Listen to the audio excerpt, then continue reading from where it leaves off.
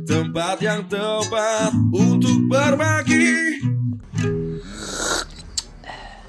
Halo Sobat Ngopi, ketemu lagi dengan kami, saya Bang Najib dan iki mikro tak geserin nih, soalnya mau buku Pak. Oh iya, Biasanya iku kan- nanti ketok sih. Oh iya, Ya. cek kanan buku ya. Iyalah. Oke, malam ini kita akan membahas tentang nih. Kitab Seksologi Islam. Nawadhirul ik fi ma'rifatun nik. Caramu. Apa? Iya. Iku alasan golek harokat terakhir jelas iku. Iki naik. Oh, Serius? naika. Ono harokat. Oh iya. Ya, naika. Nah, buku ini diterjemahkan oleh timnya penerbit Kalam, Ya. yang tokonya dari TikTok juga, buku Suhuf, ada di Tokopedia juga. Ya cari aja buku Cari suku. aja buku Suhuf. Membahas tentang seksologi Islam yang dikarang oleh Syekh Jalaluddin As-Suyuti. Asyuyuti. Lagi jalan Bali. Apa Jalaluddin? Ya memastikan saja. Iya. Imam Suyuti loh ya, man. Adek buka. Seret. Aku saweneng. Lah nek boloku ketok rada kagok. Soalnya sing tak depi awakmu mocoan soalnya. Ana sewalan iki ndek kuatir. Nah aku salah montek terus kok. Ya iya, wong gak salah ngono ae cek mencegah salah tak enteki. Padahal iku mang ya padha kayak sinau nih. Oh, aku rada suwe. Nek Aku awakmu rada ngarepe suwe. sing mbok sinau nih padahal sing dibahas iki profiling burine. Yo, tapi kan ono tak sinaune dhisik, minimal jenenge aku gak ngapalno. Kemarin kita setelah kita membahas suatu izhar, Ya. penerbit Mas Ulum, Yang awal-awal kita ngonten iku lho. iya itu ngomong gini, Pak, kayaknya lebih asik dibahas yang ini deh. Ya. Setelah Tafatul Izhar nanti ada yang lebih seru. Ternyata Lebih galak. di dalamnya nanti kedepannya kita akan bahas lebih deep. Cuman bagi sobat ngopi yang belum tahu profiling Imam Jalaluddin Asyuyuti, Sabar tenang, Iya. kau polo dekne lho. ya biasa pikirannya luwih cepet timbangane Mangkane ritmene iku berarti lagi Kang ngombe sope. Iya. Ngombe sope. Sope, kopi Pak. Kedalon loh Pak, makan Tenang. rotok saliwang iki Mang. Tenang. Jadi di sini sebelum akan kita bahas profil beliau, iki Zaza bakal ngasih tahu daftar isinya. Poin-poin dari daftar isi. Yang jelas kata pengantar ya, penerbit pasti ada. Iyalah. Terus pendahuluan. Ini pendahuluan awal, ada 2 pendahuluan. Yang pendahuluan pertama itu tentang pasal pertama itu bahas tentang al-isyq atau cinta. Terus yang kedua membahas tentang Imam Suyutinya, siapakah beliau? Nah, ini akan dibahas lebih detail lagi mulai dari nasab dan seterusnya nanti. Iya, tapi kita akan nyepil-nyepil aja. Ya. Nek karyanya nggak mungkin kita bahas banyak soalnya. Pakai soalnya. Terus dari penulis kitabnya itu ada pendahuluan juga. Terus di situ ada bab kenikmatan dunia, obat penyakit karena musim, hubungan intim yang populer, gerakan batang kemaluan di dalam lubang Vagina. vagina le gerakan itu ono. Terus uretra laki-laki dan vagina wanita. Berarti termasuk ilmu biologi ya di dalamnya. Iya, ejakulasi wanita pun ada. Sampai teknik bersenggama. Terus ada jenis-jenis terus ono khutbah ulama. Terus gaya-gaya nih. Banyak banget gaya ini. Aja diwaca saya bisa. Posisi ajam, gaya rusa, gaya ningrat, Loh. gaya gagak. Apa gaya pemalas? Oh, gaya pencuri, sleeper. Lah, ini kalau secara umum mungkin kalangan halayak ramai banyak yang tahu Imam Jalaluddin Asyuyuti ini pengarang tafsir Jalalain. Nah, ini cuman karya yang khusus yang ini ada di sini. Iya, maksudnya kita beliau banyak banget sekitar 500-400 dulu. Iya. Kalau yang di sini disebutkan di buku ini ya sampai 3 lembaran. Iya, itu belum semua. Belum semua, makanya beli aja bukunya, nanti baca sendiri. Dan misalnya ada yang baru tahu apa sih tafsir Jalalain nggak paham, Imam Suyuti beberapa kapabilitas beliau, sengalim apa, ini akan saya bacakan tentang sanad keilmuan beliau. Jadi Imam Suyuti itu dikenal sangat jenius banget. Ingatannya kuat, notok. Hafal Al-Quran atau hamilul Quran dalam usia kurang dari 8 tahun. Mirip Imam Syafi'i. Imam Syafi'i kan 7 toh. 7 tahun ya. Terus kemudian menghafal Umdah Al-Ahkam wa Syarhihi karya Ibnu Daqiq Al-Aid. Kemudian menghafal Minhaj Al-Imam An-Nawawi fi Fiqh Asy-Syafi'i. Kemudian menghafal Minhaj Al-Baydawi fi Al-Usul. Kemudian dilanjutkan dengan menghafal Alfiyah Ibni Malik fi An-Nahwi dan tafsir Baydawi. Wow, jenis banget apa ini kok wake. Oh waduh, ada kitab sing masalah. Ya gak heran sih sebenarnya kalau kita ngomongin kenapa kok beliau sampai hafal kayak gitu, karena beliau ini dari kecil memang tumbuh kembang di lokasi yang di keluarga yang memang mumpuni. Oke. Dan untuk memotivasi beliau ini keluarganya memang sangat peduli dengan pendidikan. Aku loh sampai kelangopan, Pak. Mau jago bang? Iya, maksudnya apa ya? Aku tipikal orang yang kalau mikir berat, kelangopan. Iya, menguap. Makanya aku ndelok beliau iki ya Allah. Saking takjubnya. Iya. Ngeri banget. Beliau semua fan ilmu dipelajari. Mulai fikih, tafsir sampai kumang nek sampai nahwu sorob kan terbukti dengan Alfiyah Ibnu Malik tadi. Iya. Ya enggak salah ketika karya beliau ya apal long, Alfiyah ya apal. Iya. Dan beliau ini kayaknya momen-momen yang paling tepat untuk memulai ya. Iya. Karena ini adalah hari kelahiran beliau. Sejarahnya kayak gitu. Jadi beliau lahir di awal bulan Rajab toh. Di Sabtu malam ya. Sabtu malam, malam Ahad. Sabtu malam. Iya. Tenang, sabar, gak usah gopo. Di tahun 849 Hijriah. Ini besok ini kayaknya ulang tahun nih. Iya sih. Kalau menurut sejarah yang di sini, menurut hari ya. Cuman tanggalnya karo. Waktu itu malam Ahad itu ya dino iki kan iso. Lah iya, tapi bismillah kita ya. Karena kita take-nya hari ini berarti insyaallah dino iki lah. Ya memperingati aja kan. Karena di sini enggak ada tanggalnya juga. Iya, soalnya kan wakila ngono sih. Meskipun karya-karyanya beliau terbukukan, tapi ternyata identitas beliau KTP-nya waktu itu belum ada mungkin ya. Guru KTP iya. Dan apa namanya Mesir enggak KTP karo ya? Karo. Dan beliau itu belajar fikih dari guru besar fikih, Syekh Sirajuddin Al-Bulqini. Terus belajar ilmu faraid, Syekh Syihabuddin Asyibali Al-Hanafi. Asyibli. Oh iya. Ini tanda hubung ya. Asyibli.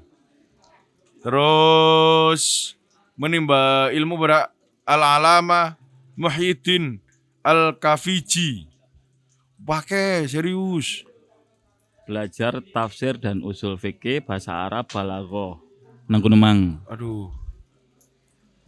Terus 14 tahun belajar ya, Pak. Lah iya. Dan beliau mendapatkan license untuk mengajar. Jadi lisensi pertama mengajar beliau terima di umur 15 tahun. 15 tahun sudah dapat sertifikat pendidik bahasa Arab ya. Lah iya, berarti kan maksudnya zaman dulu yo gak sekotok iku. Maksudnya zaman dulu iku yo gak serandom itu. Zaman dulu yo ono certified-nya toh. Iya kan? Ini dibuktikan tadi ada sertifikasi mengajar. Iya. Iya. Nek nang Indonesia baru berapa tahun 2009 2010 sertifikat mengajar. Lah iya makanya kan kayak banyak orang yang menyatakan, "Oh iya wong biyen gak atik lapo-lapo pokoknya gak perlu gelar, gak perlu apa." Oh, tapi Pokoknya ono. Iki pinter. buktinya ono ya. Tapi nyatane di dunia Islam sendiri itu nggak peduli umurmu berapa. Kalau sekarang kan sih ono jenjang umur gak sih? Iya. Akselerasi pun jauh jenjang umur. Lah iya, kan Heeh. yang penting certified. Iya. Kalau misalnya kamu entah umur 12, umur 15 tapi kamu udah tersertified dan kamu mampu di situ, kamu layak mengajar, gas. Gas. Dan jangan salah, ia belajar medis kepada Muhammad bin Ibrahim Ad-Dawani Ar-Rumi. Belajar medis bareng ya. Tapi itu nyangkut dengan buku ini ya. Ya iya. Karena ada biologinya. Ada. Jadi tadi kan kita udah sempat spill. Jadi kalau ada yang beranggapan kenapa sih ulama tafsir kok ngarang buku tentang seksologi? Soalnya alim alama bos. Iya, semua Ombo. bidang dipelajari dan beliau sangat deep pelajaran mempelajarinya itu. Iya, maksudnya total. Dari awal sampai akhir. Gak separuh-separuh kayak Onde. Dan beliau pun apal ribuan hadis. Oh, itu makanya beliau dijuluki Al-Hufat itu ya? Iya, di buku ini ada julukan beliau. Gelar kok julukan. Gelar ya. Gelar bos. Julukan sawangane. Dan Al-Hufat ini menurut sejarahnya ini kan gelar untuk penghafal hadis. Ya.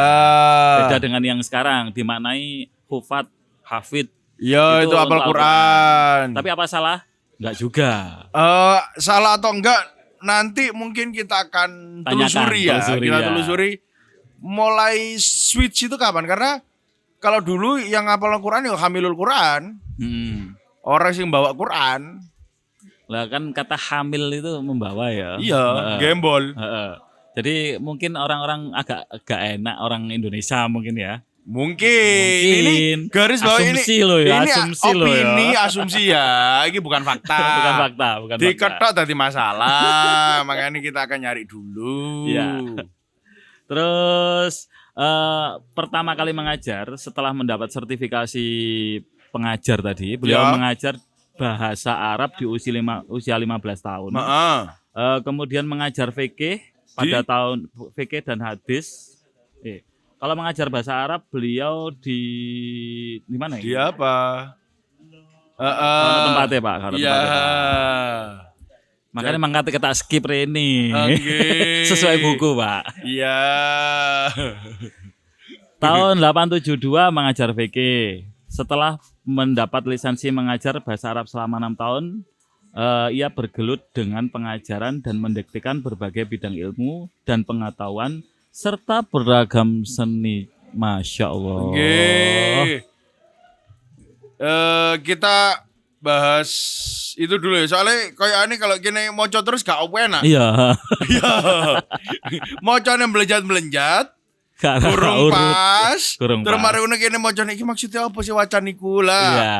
Untuk lebih lengkapnya langsung aja beli buku Kitab Seksologi Islam Imam Jalaluddin As-Suyuti yang diterbitkan oleh penerbit Kalam di toko buku Suhuf atau di banyak dealer-dealernya toko buku Suhuf termasuk di TikToknya UWK ada. Oke. Ada dealernya di situ ya.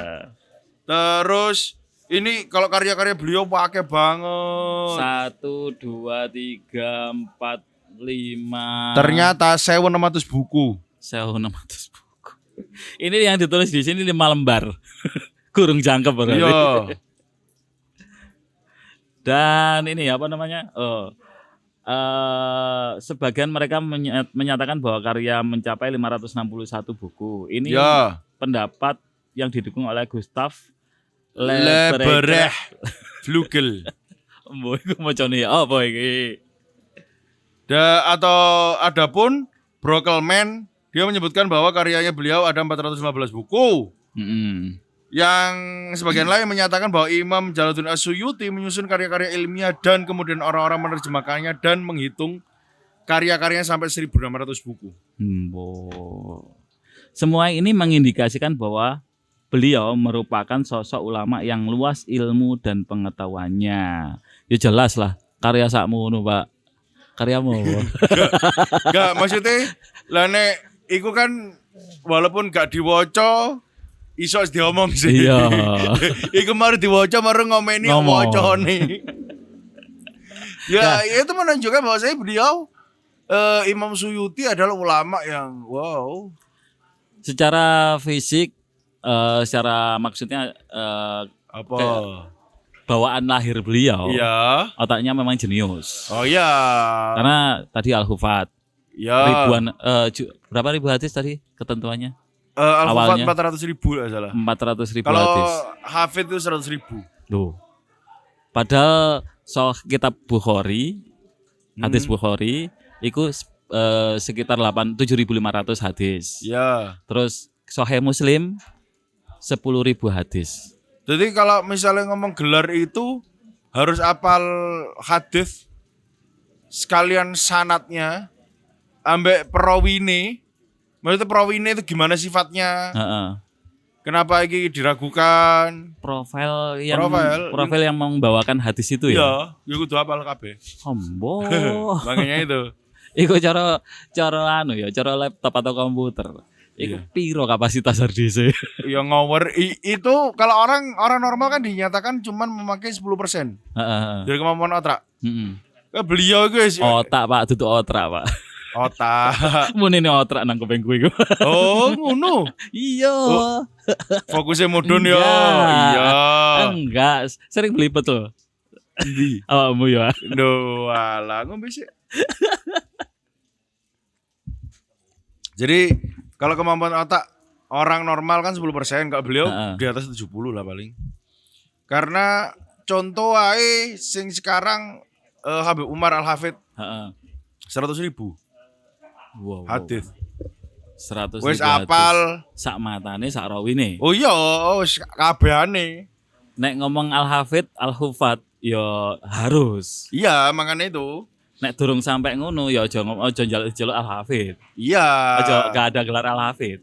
Makanya itu Karena kan itu kalau itu juga pun prosesnya kan dites juga toh itu. iya, yo nak tes sih.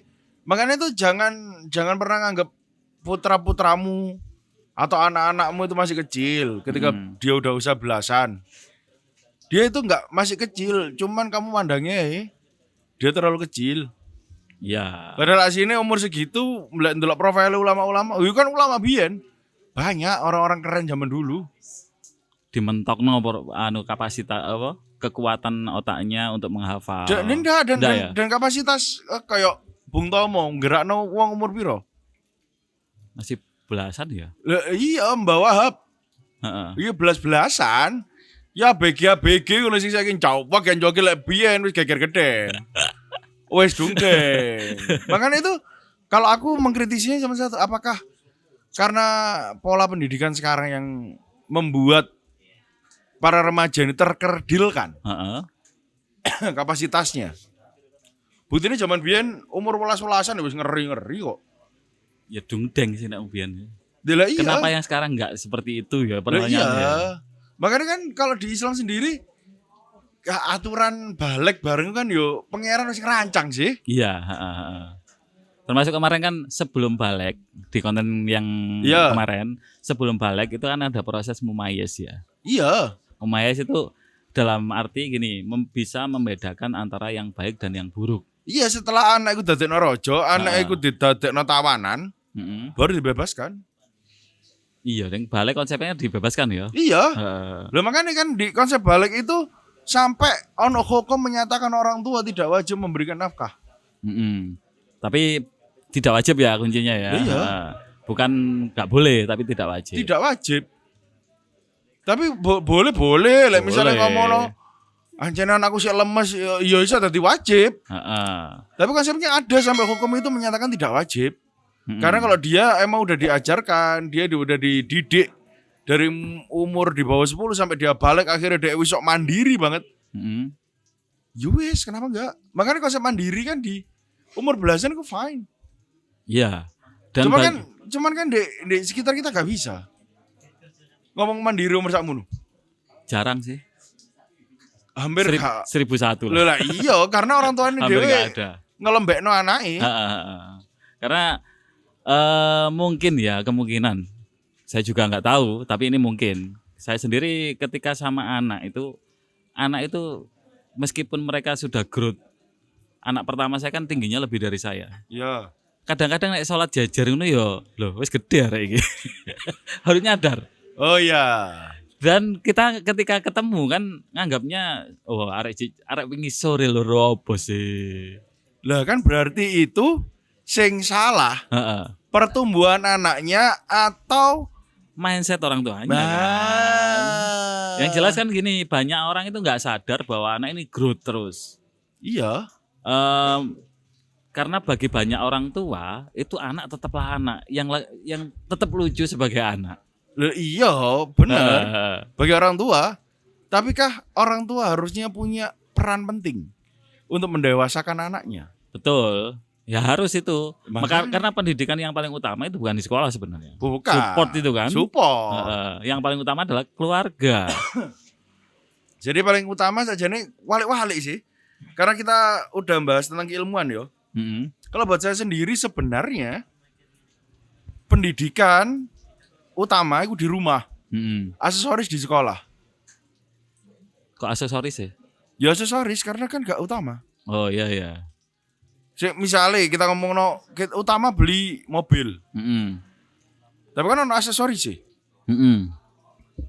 Walaupun aksesoris itu akan mempengaruhi juga kata api gawe. Iya iya, karena kebanyakan anak itu kan gini. Entah di keluarga yang lain ya, tapi beberapa keluarga itu gini. Anak itu kalau sama orang tuanya lebih sering banggel. Ya. Tapi kalau sama gurunya patuh, itu biasanya arek TK. Karena gini, beberapa orang kesulitan ngandani anaknya, akhirnya dititip nang guru nih. Bu, tolong ya nanti dikandani ngeten. Akhirnya manut. Iku mbuh sing masalah sing dine iku. Duh, masalah nandine yo. Keluargane kan. Ya pastilah. Karena kan gak usah kayak gitu. Banyak orang yang menganggap keluarga itu adalah sisi terjauh dari dia. Makanya luwih akeh kanca sing ngerti ceritane arek iku A sampai Z timbangane wong tuane daripada wong tuane. Lho kula mboten ngertos e. Lho niki lho ten sekolah niki lho ten ngene kalangan ngeten lho kula mboten ngertos e. Lho kok iso? Makanya kadang-kadang buat aku bingung juga ketika banyak orang yang menyatakan saya mencari uang untuk anak. Tapi anaknya diculno. Masalah. Dan dia golek rezeki gawe keluarga, tapi toto oma keluargane diuring-uring. Apa? Ngono lho. Jadi kan jadi koyo paradoks gak sih? Alasannya tidak tepat. Ya paradok. Paradok toh. Kamu nyari uang, kamu kerja untuk keluarga. Tapi ketika kamu udah sama keluarga, kamu bisa meninggalkan keluargamu demi kerjaanmu. Iya apa sih? Sih mencari sesuatu untuk orang, untuk keluarga ya. Untuk keluarga, Sesuatu untuk orang rumah. Terus tapi orang rumah ditinggalkan. Ketika ketemu orang rumah, dikasih uangnya dan lelahnya, marah-marahnya. Iya. Kenapa seperti itu? Alasannya menyayangi. Apakah marah-marah adalah bentuk sayang? Ya akhirnya yang direkam oleh anak ya, yang direkam oleh anak, akhirnya ketika saya marah berarti saya sayang. Ayo. Masalah. Ayo. Ngeluh gak? Ya ngeluh sih. Kan jadi sih. Makanya Wandi, aku pernah sing sampai aku pernah cerita aku mau marah-marah sama istriku. gara-gara kekancingan lawang. Iya. Sing telat shoot itu ya. Iya, telat Waktu shoot. mau live kan? Iya. Nah, Akhirnya kembali mana sih tak lah? Tujuanku live itu apa sih? Tujuanku live untuk menebarkan ilmu tentang rumah tangga. Kok kita bermasalah di rumah Kok tangga? aku dewe sampai bojoku kok ngunu kan aneh banget. Iya. Oh gak lah. Akhirnya oleh. mulai dan jaluk sepuro. Dia bojoku bingung lah, apa jenengan jaluk sepuro? Wis tak lah, trimon. Karena aku berniat mau marah. Loh kenapa? Ya karena aku mau kekancingan. Karena aku merasa dikejar waktu. Aku ono hal sih harus tak kerjakan. Dan aku lali aku ngerjain iki yo demi sampean. Demi sampean, tapi aku murah-murah macam gak masuk, gak make sense kayak aku. Ya paradoks sih mau. Lah iya, akhirnya yo gak situ. Tapi ngomongin live ya, live. Tadi ada yang komen di TikTok dari akun yang sering kita sebut waktu live, Vela. Ya. Nah, itu bapak-bapak kapan live lagi? Oke. Kita tiap Senin tetap live. Live-nya nanti format barunya, kemarin trial ya. Ya. Format barunya setengah jam di TikTok dan YouTube bersamaan. Kemudian setelah setengah jam dan terkumpul beberapa pertanyaan, nanti kita matikan di TikToknya shutdown TikTok, geser ke YouTube untuk jawab itu semua. Jadi akan yo ono dicatat warga. apa nih? Pertanyaannya. Ya nanti kita catat aja. Ya. Jadi gitu sih. Jadi overall kalau kita bahas tentang kitab ini ya nantinya bakal lebih dalam lagi. Kalau sekarang profiling. Sawangane kenapa kita kok salah bisa memprofiling dawa-dawa kula koyo ngono? Ya karena beliau itu keren banget. Ya kita sekaligus pamitan secara tidak langsung ke beliau bahwa kitabnya kita kaji. Ya, kita bacakan dan kita komeni menurut orang awam. Lagi-lagi orang awam loh ya. Dan ini apa namanya? Kedepannya, ya kayaknya kalau bahas yang dalam-dalam di sini, pas bulan puasa kan ya nggak ini ya. Gak apa? Bulan puasa kita sementara nggak bahas ini, kasihan netizen. Lah apa? Kok ono gaya-gaya kok tak pengen. Ndeloke pasawan bisa. Lah misalnya ngomong gaya-gaya terus pengen yo kan berarti kita memberikan bayangan untuk dia. Ketika dia lolos, ya kan ya berarti entuk ganjaran luwih gede. Ngono. Loh ya iyalah. Karena iki berkaitan dengan dawuhne Amirul Mukminin Sayyidina Umar. Waktu itu ditakoni, "Ya Amirul Mukminin, jenengan mboten nyuwun dilangno syahwat ya?" Terus? Mbok, yo gak lah. Lah apa? Lah kenging napa kan nek mboten maksiati pengen lho. Aku untuk ganjaran ngempet syahwat gara-gara aku duwe syahwat. Aku untuk ganjaran ketika ana wong wedok terus ngempet syahwatku, aku untuk ganjaranku makanya gak untuk ganjaran tentang ngempet syahwat nang watu karena gak ono toh. Lah gak ono kan diganjar apa, Bos? Iya. Iya gak sih? Oke, kita lanjut berarti. Makanya itu. Terus ini apa namanya? Kalau ada yang nanya nanti misalnya, puasa nanti gimana? Live-nya tetap jalan? Tetap. Karena kita nanti rencananya sebelum puasa shoot sebanyak mungkin. Ya, kita akan ngebei stok video kita untuk puasa. Hadisku cak hambar ya. Iya. Karena posisinya aku lek poso gak iso take. Ya bukan karena kita nggak ada energi enggak, cuman ada kegiatan. Iya, kegiatan. Yang kalau Ramadan itu wis jelas nang pondokan itu jelas. Wis talah. Dilos nang ngaji. Pakai malam-malam 20 lah kayak rada Ya. rada iso ambekan. Terus kalau misalnya ada yang nanya apa enggak terlalu ini apakah konten kita ini untuk 18 plus atau gimana? Iyalah. 18 plus lah. Ya.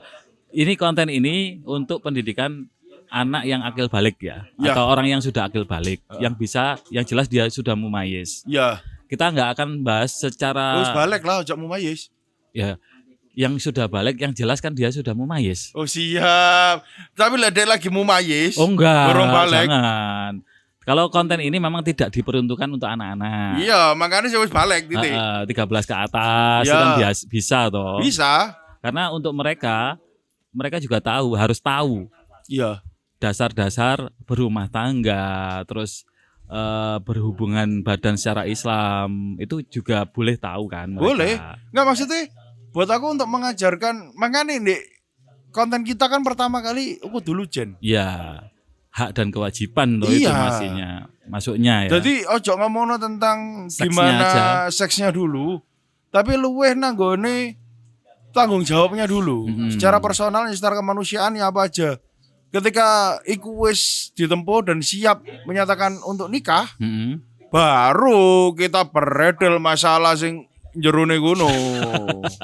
Dan kalau kita ngomongin masalah seksnya sendiri, kita juga nggak sevulgar yang di guyon. Apa? Kita tetap guyon, Iya. tetap los, Heeh. tapi dengan bahasa yang tidak saru. Ya, kita pakai bahasa-bahasa medis lah. Karena ini kita ngomong ilmu, jadi harus jelas. Benar.